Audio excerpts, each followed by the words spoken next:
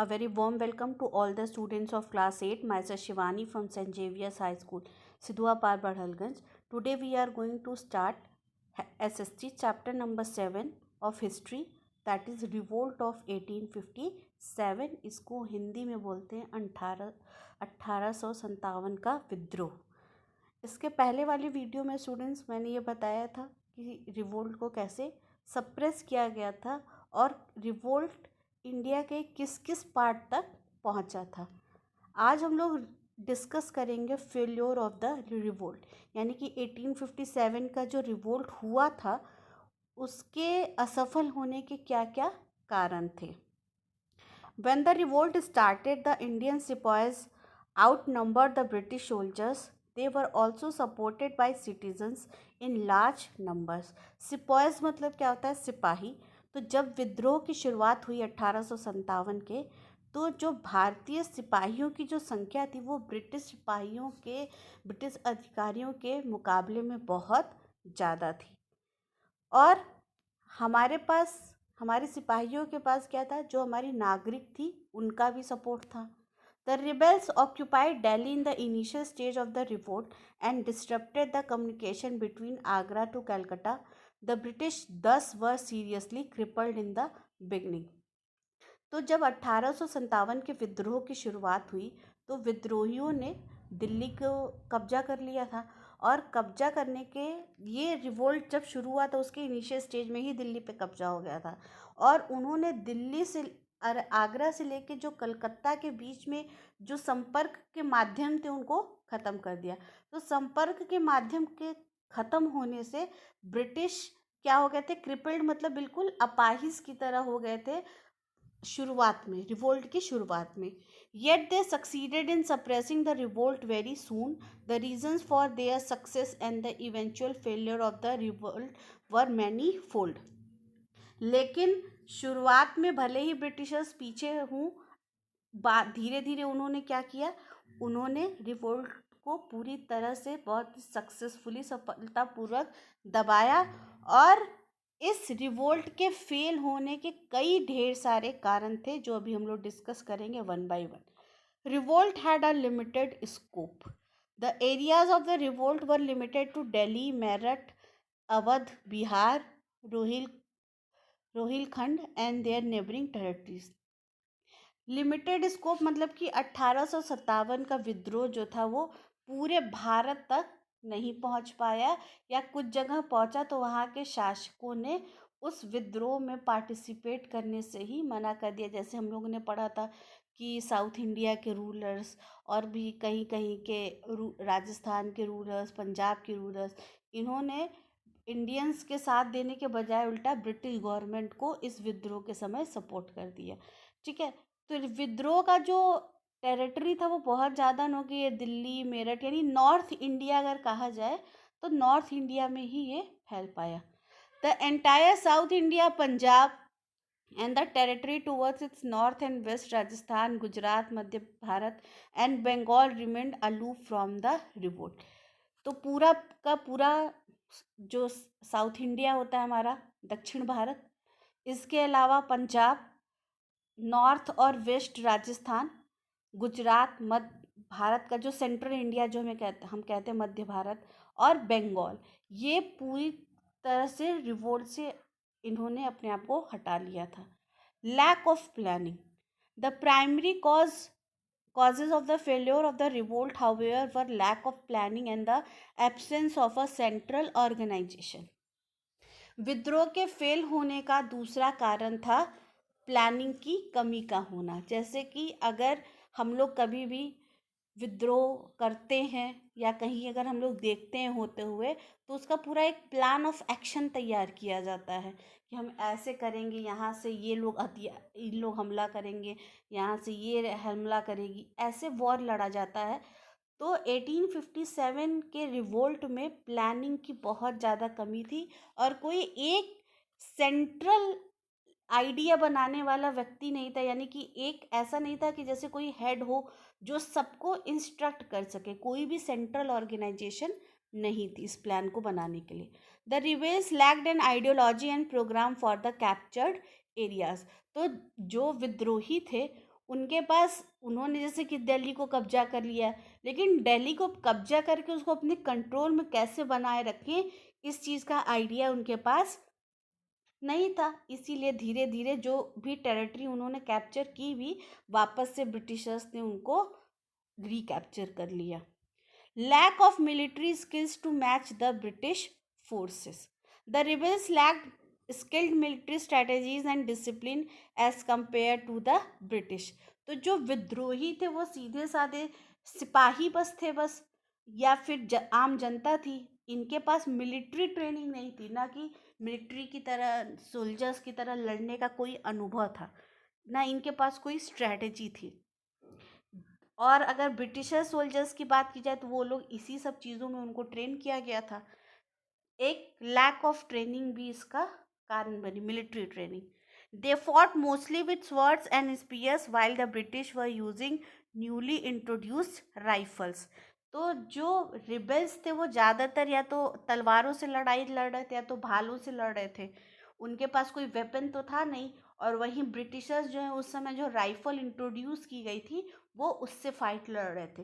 तो जाहिर सी बात है, हम लोगों ने पहले ही हिस्ट्री के चैप्टर में पढ़ा कि मशीन मेड वर्सेस हैंड का अगर कॉम्बिनेशन कर दिया जाए, कोई चीज़ आप मशीन से बनाइए और कोई चीज़ हाथ से, उसी तरह आप बंदूक से फायर कीजिए या फिर तलवार से लड़िए, ज़्यादा सक्सेस किस में मिलेगी ये आप खुद भी सोच सकते हैं। Attitude of the rulers. Many rulers, including those of Patiala, Zind, Gwalior, Hyderabad, and the King of Nepal, refused to help the rebels and gave armed support to the British. यहाँ पे कई भारतीय ही ब्रिटिशर्स के support में आ गए। यानी कि कई ऐसे राजा महाराजा थे, जैसे पटियाला के राजा थे, जिंद के राजा थे, ग्वालियर के राजघराने के लोग थे, हैदराबाद के, नेपाल के जो राजा थे, इन्होंने विद्रोहियों को किसी भी तरह का सहयोग देने से मना कर दिया और उल्टा ये ब्रिटिशर्स को आर्म्ड सपोर्ट देने लगे। यानी जो हथियार इनके पास थे वो ये लोग ब्रिटिश गवर्नमेंट को दे दे रहे थे लड़ाई लड़ने के लिए।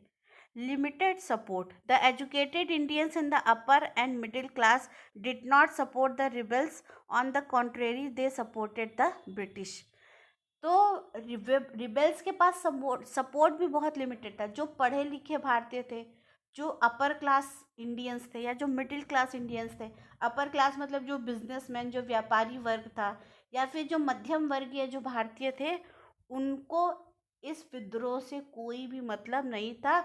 इसके उलट वो ब्रिटिश सरकार को ज़्यादा सपोर्ट कर रहे थे।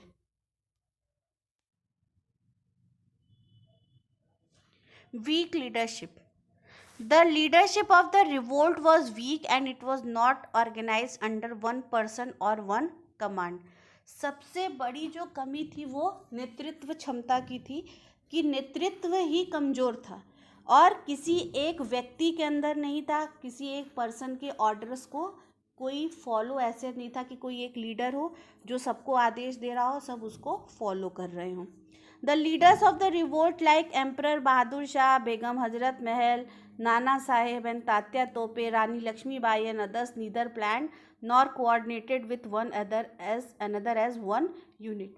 जितने भी रिवोल्ट के लीडर्स भी थे, चाहे वो बहादुर शाह जफ़र हो, बेगम हजरत महल हो, नाना साहेब हो, तात्या तोपे हो, रानी लक्ष्मीबाई, ये लोग ने कभी भी 1857 के रिवोल्ट से पहले कोई मीटिंग नहीं की, कोई प्लानिंग नहीं की कि अच्छा ये कानपुर को आप संभालेंगे, झांसी को आप संभालेंगे, ग्वालियर को आप संभालेंगे, लखनऊ को मैं देखूंगा।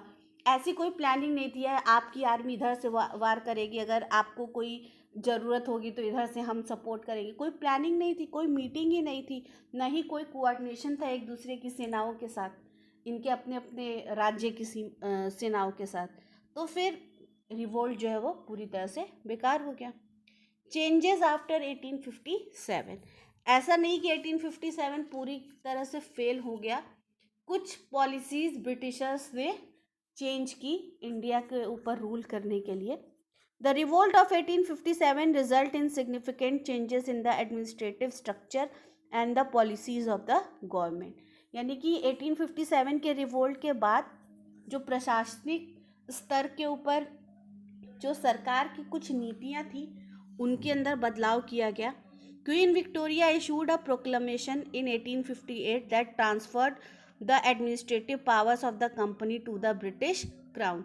यानी कि क्वीन विक्टोरिया ने घोषणा की 1858 में, जहाँ से सारा जो प्रशासनिक अधिकार था वो ईस्ट इंडिया कंपनी से छीन के ब्रिटिश राजा या ब्रिटिश राजघराने के पास आ गया. The queen's proclamation put an end to the company's rule. तो क्वीन विक्टोरिया के घोषणा करने के बाद जो ईस्ट इंडिया कंपनी का जो शासन था भारत के ऊपर वो खत्म हो गया. अब जो शासन था वो किसका शुरू हो गया? ब्रिटिश राजघराने का. These were the changes introduced by the Queen's Proclamation of 1858.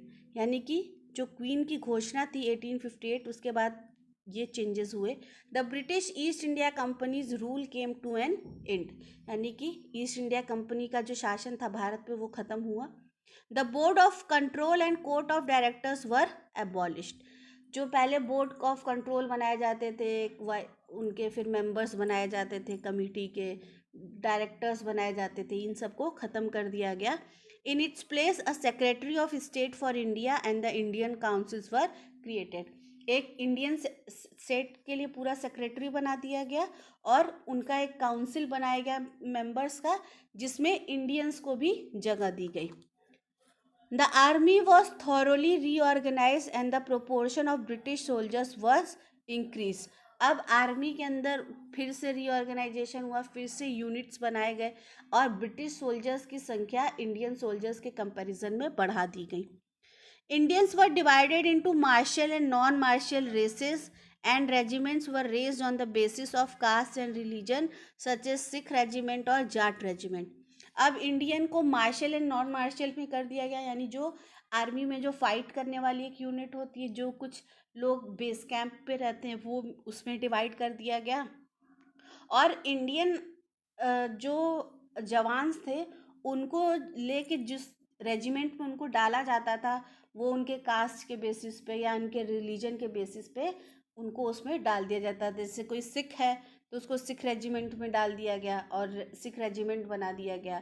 अगर कोई हरियाणा से है तो वहाँ जाट लोग ज़्यादा होते हैं तो जाट रेजिमेंट बना दिया. ठीक है.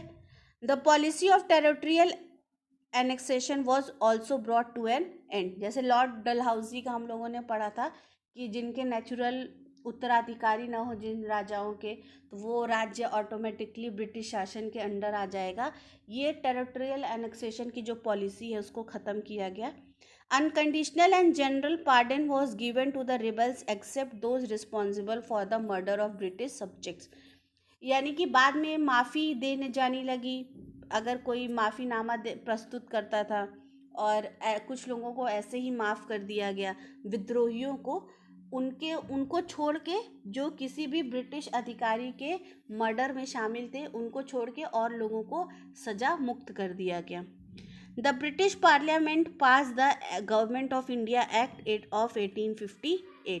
इसके बाद ब्रिटिश सरकार ने क्या किया? एक भारत सरकार का एक्ट पास किया 1858. So that is all for today. This chapter explanation is over. Now we will discuss civics in the next video. Thanks for watching the video. Take care. Stay home. Stay safe.